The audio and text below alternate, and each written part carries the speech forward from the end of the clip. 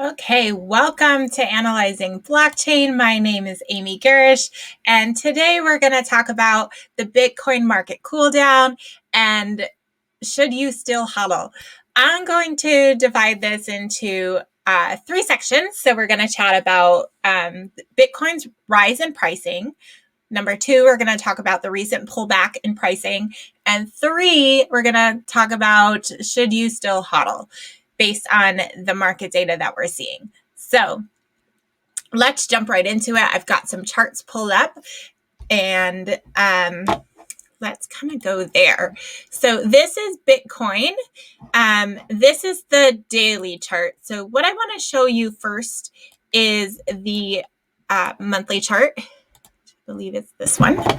So this chart didn't start, or this platform didn't start tracking Bitcoin until January 2020. So we're kind of missing some data, but it's good enough to kind of show you the recent trend. So you can see this was January 2020. This was March, when COVID hit. You can see it kind of bottomed out a little bit there, but it really stayed flat until the end of the year. And then we started seeing it kind of rise. And then now we're seeing it cooled off and flattening again. But let's really take a look in a deeper level. We'll go to the weekly chart here so we can just kind of see what's going on. So you can see here, it had this rise, right? It started rising right here. This is the middle of December, right? There was a pump. There was, lots of people buying Bitcoin. We saw another one in the beginning of January. We saw another rise coming up right here to the middle of February. And then you can see it kind of just started flattening off, cooling off. We're down a step right here, and it's kind of flattening off right there. So in order to understand where Bitcoin is going, we have to know where it's been. And let's talk about that for a minute. I'm going to pull up a chart on blockchain.com. This tracks a lot of the statistics, with Bitcoin. So let's look at, that middle of December, okay, which is right about here, okay? This number says $1.178 billion. That is how much cash went through the Bitcoin system, okay? And then you can see billions of dollars, right? Here's some millions of dollars in, then again, another billion here, another billion here, probably 2 billion, close to it, 1.8 billion, 3 billion up here, another billion. So billions of dollars went into Bitcoin. And they correlate directly with the rise in the price. So we can look at it here, the middle of December. We have it again, the beginning of January. We saw it right here, January 1 to January 12 or 11. We saw that one.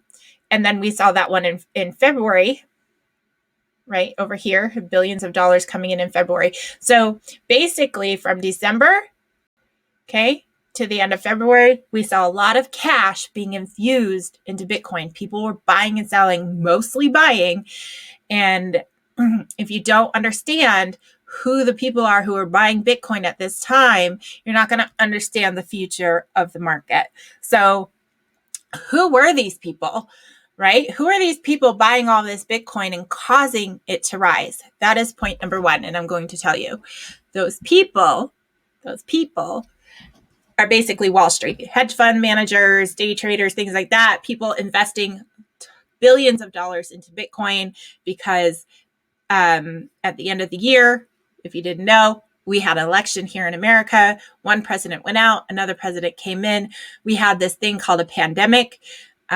Millions of people needed assistance. Our government is printing money, and that is causing inflation. And so why did these people decide to invest in Bitcoin? It is to try and hedge inflation, okay? If you take a deeper look into the Bitcoin protocol, how it was written, and how it is kind of a deflationary kind of an asset, it will help people hedge inflation, right? So their money will continue to be worth more if they put it into Bitcoin. So that is the theory behind all of this inflation of fusion of cash. So we're seeing all of this money come in, and we're seeing the price kind of go up. The amount of money coming into it kind of slows down, right? Here's another $1.7 billion day right here, but you can see it kind of slowed down. So the pricing is going to kind of fall just a little bit. But I think what this is going to tell us, right, about the future of Bitcoin is that we now have Wall Street here. Bitcoin is funded, and these guys are ready to play. So don't think that the price of Bitcoin is going to fall all of that dramatically because we have all of this billions of dollars in backing right now. So let's kind of go back to this this chart. This is the weekly chart. So you can see all of that volume of money. You can see the December infusion here, right? And that big infusion in January kind of came down a little bit. We had that big infusion coming in February, and now it's kind of tapered off. So Wall Street's here. They're here to play.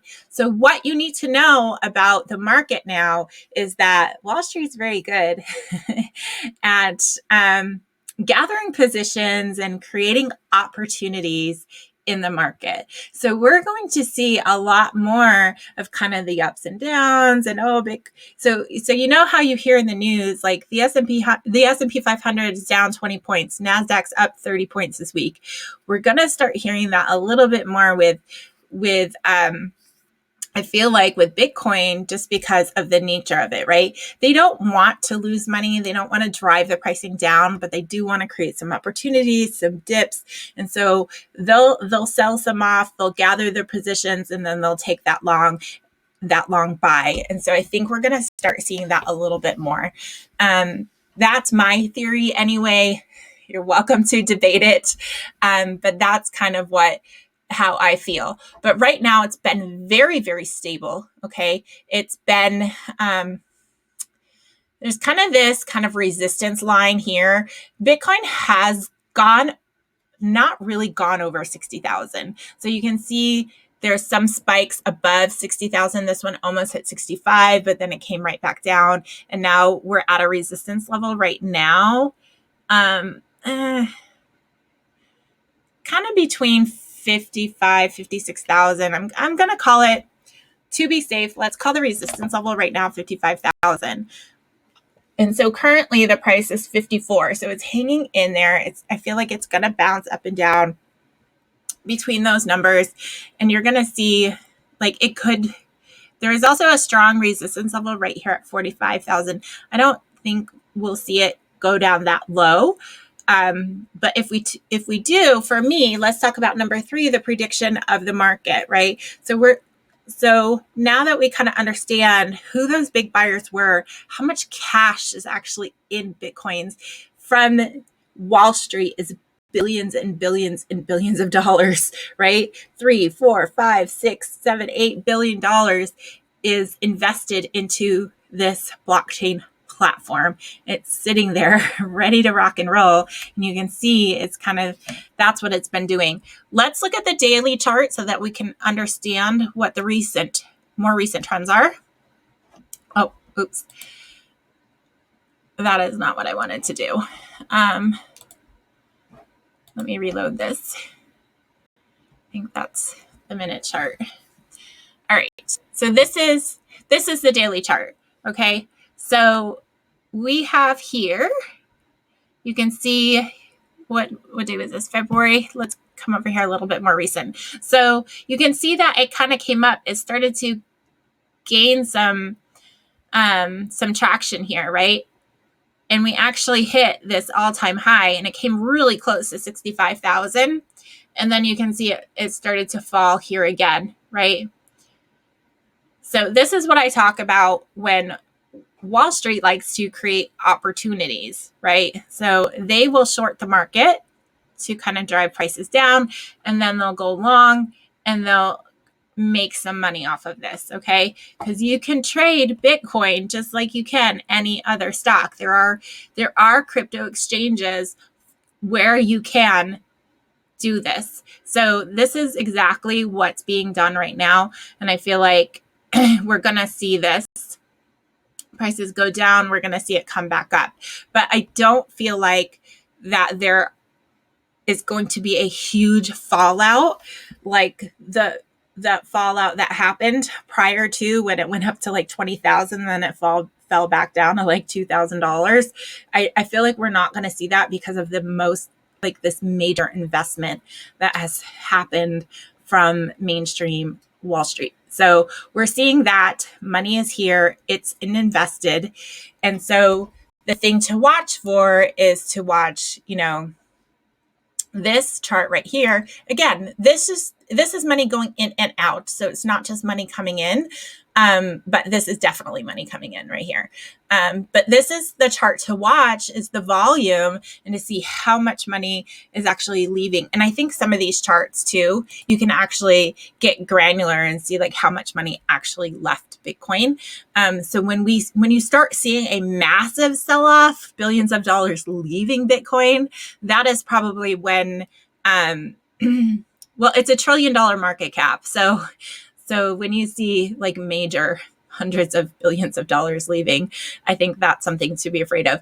A couple billion, like this right here, this from the top to the bottom right here was like $10 billion right here. So when you start seeing hundreds of billions of dollars leaving Bitcoin, that may be the red flag in my eyes. But a few $1 billion here and there is like a blip on the screen. It really, really is. So what my strategy is going into it, I'm not a crypto day trader yet. That could be in my future. Right now, I'm a long-term.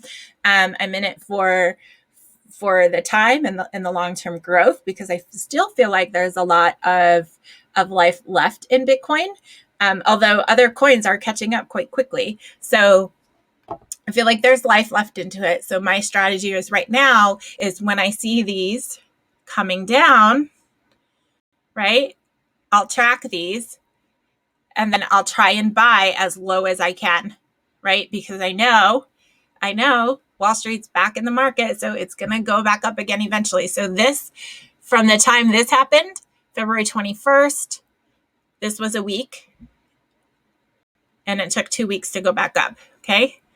This was, let's see, when did it start? This was the peak. So this was 5 days. It went down, and it came, and if you buy low, you came back up. This was another 5 days, and then it was kind of flat. Nothing really happened. There was a little dip here, and then you can see it went back up.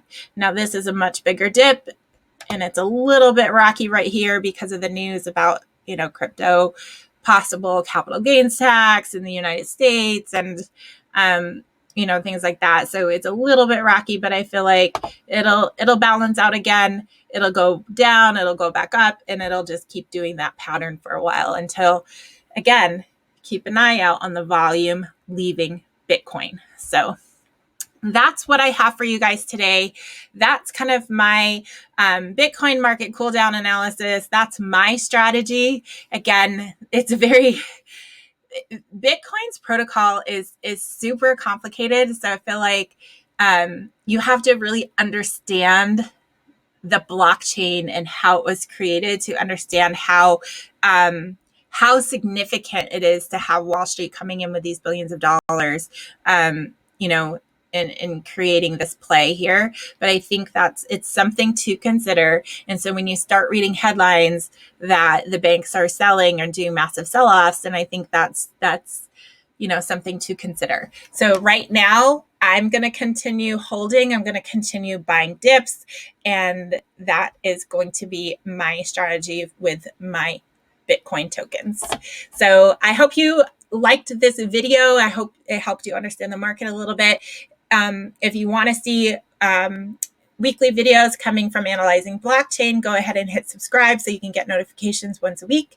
If you like this video, please press like, because I think YouTube helps my channel if you guys like and subscribe. So obviously, thank you so much. We will see you next week.